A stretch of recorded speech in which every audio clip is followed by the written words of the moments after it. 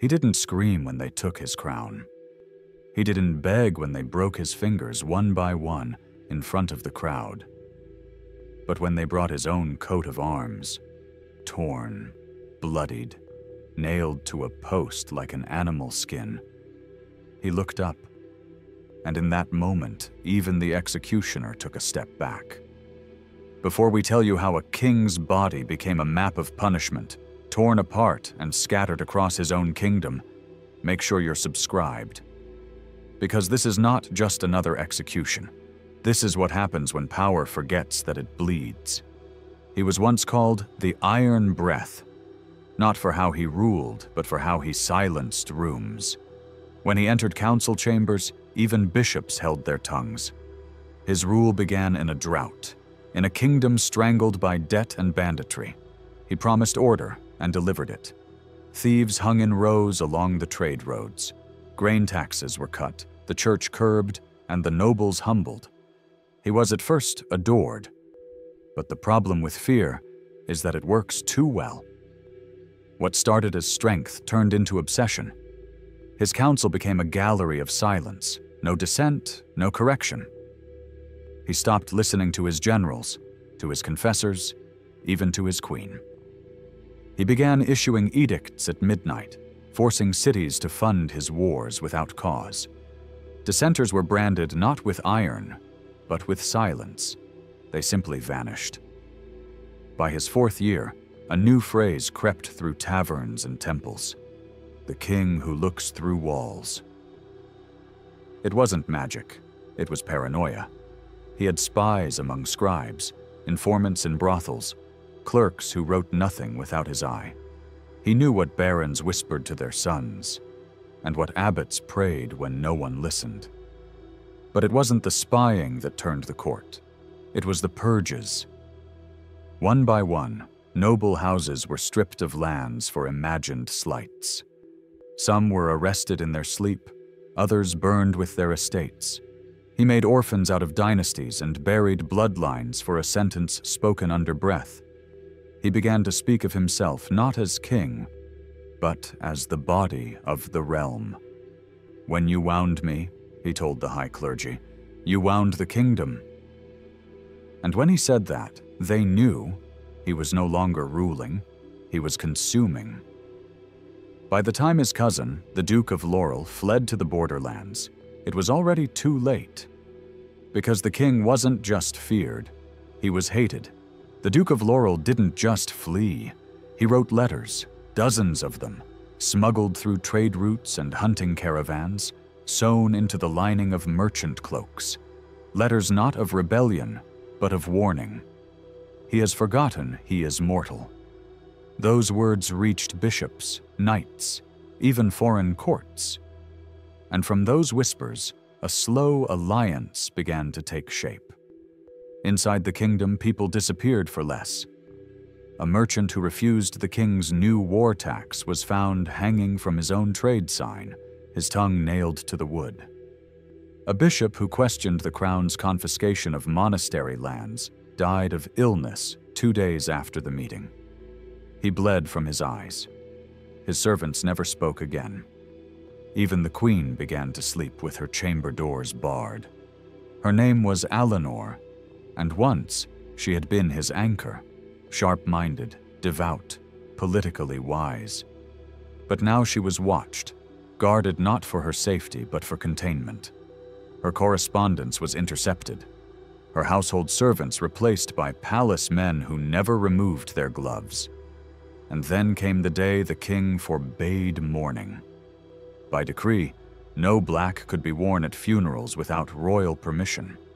Grief had become political, because he believed mourning was a form of rebellion. "Loyal subjects," he said, "have no use for death." The nobility knew then he was not just cruel, he had broken, and a king who breaks doesn't fall alone. He takes the kingdom with him. So they plotted, quietly, systematically. The queen's lady-in-waiting, a girl of 17 with calloused hands and a soldier's mind, carried sealed scrolls between cathedrals. A disgraced knight, once stripped of his titles for speaking out in court, began gathering riders in the north, men with no oaths left to break. And far beyond the riverlands, in the stone halls of a neighboring duchy, Laurel spoke openly. He is no longer king, he is a wound. But inside the capital, the king celebrated his 45th name day with a parade of golden effigies, each one a likeness of himself, cast in different poses, as warrior, as priest, as judge. When asked why he didn't include one of him as king, he replied, "I am not a king. I am the kingdom." That winter, the skies refused to snow. The fields rotted wet. And the people began to say, "Even the sky fears him now." The revolt didn't begin with a battle. It began with silence. At dawn, in the eastern watchtower of the capital, the flag did not rise. In the royal kitchens, bread was not delivered. The palace scribes, who had for years transcribed his every word like scripture, simply didn't appear at their desks. It wasn't mutiny, it was absence, a machinery of obedience that stopped turning. The king didn't understand it at first. He assumed sabotage, ordered arrests, threatened the kitchens, the scribes, even the palace guards. But they said nothing, did nothing, because they had already chosen which king they served, and it wasn't him anymore.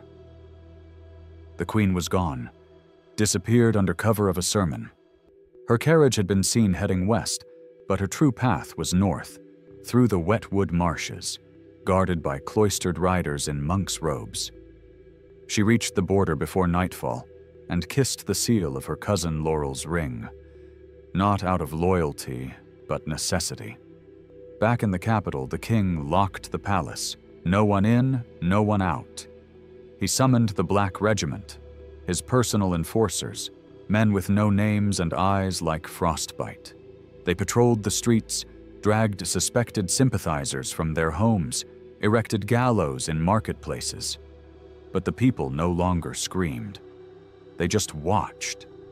And then, on the first day of spring, the wall fell. Not the outer gate, not the drawbridge. The inner wall, the one the king himself had ordered built inside the city to separate the palace district from the slums. A stone barrier 10 feet thick, lined with tar spikes and iron nails. It exploded outward in silence. Not a single siege engine, no battering ram, just a series of timed charges set by the Queen's loyalists inside the foundations.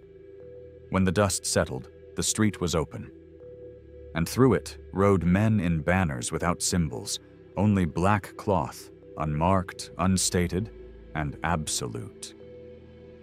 The king watched from his tower, face pale, hands still stained with ink from the last decree he had signed. An edict outlawing conspiracy. Too late. By nightfall, the palace was surrounded, but there was no call to surrender, no envoy, no horns, because the rebels didn't want him to abdicate. They wanted to erase him. Inside the throne room, he stood alone, wearing the ceremonial steel robe meant for coronations. His guards were gone, his priests silent. Only the echoes remained. And in that silence, he whispered to no one, "I am the kingdom." But no one answered. They came for him at dawn. No army, no procession, just 12 figures in cloaks of charcoal gray, moving through the shattered halls like shadows pulled loose from the stones. He didn't resist. Not because he accepted defeat, but because he couldn't comprehend it. They didn't chain him. That was the first cruelty. He was led barefoot through the palace he once ruled, through corridors still damp from rain that now leaked freely through the fractured ceilings. No servants bowed. No guards saluted. He passed portraits of himself, ripped, burned, some painted over in black tar. The throne room was cold, not just in air, but in memory. His throne, dismantled, not stolen, not desecrated, disassembled. Piece by piece, the symbol of his rule had been taken apart and burned in the courtyard the night before. Only a scorch mark remained where the dais had been. There would be no trial. Instead, they read a list, not of charges, but of consequences. "You are not here to answer," said the woman who read it. She wore no crown, only a veil. "You are here to be undone." And so the sentence was spoken. Not death, not exile, but dismemberment of body, name, and memory. His titles were revoked, his lineage declared null, his sigil outlawed, his name forbidden to be written for 7 generations. Monks were ordered to scrape it from records. He would not be martyred. He would be forgotten. Then they began. His robes were cut away, not torn, but peeled, thread by thread, until he stood naked before them, a man unkinged. His hair was shaved, not for cleanliness, but to mark him as unclean. His beard, once a symbol of age and wisdom, was sliced off with a blade dipped in ash. When it was done, they painted a mark on his chest, a broken crown. That was when the crowd entered. They had gathered in silence, thousands, former subjects, former prisoners, mothers with black cloths tied around their arms, no weapons, just eyes. And as he was led out into the square, chained now, finally, they did not cheer. They did not jeer. They watched. The scaffold had been built overnight, not of wood, but of black stone, hauled from the ruins of his prison towers. Wide, flat, raised high, at each corner stood a pyre already burning. He was laid out like an offering, arms bound, legs fixed with iron rings. And the executioners arrived, 5 of them, cloaked not in black, but in white, faces covered, movements practiced. They did not speak, because this was not punishment. It was ritual. The first cut wasn't deep. Just a thin line across the sole of his left foot, an incision so precise it didn't bleed at first. But it sent a message.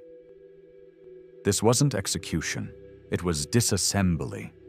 One by one, the bones of his sovereignty were removed. Fingers crushed with iron mallets, then snapped off at the joint, not in haste, but in sequence.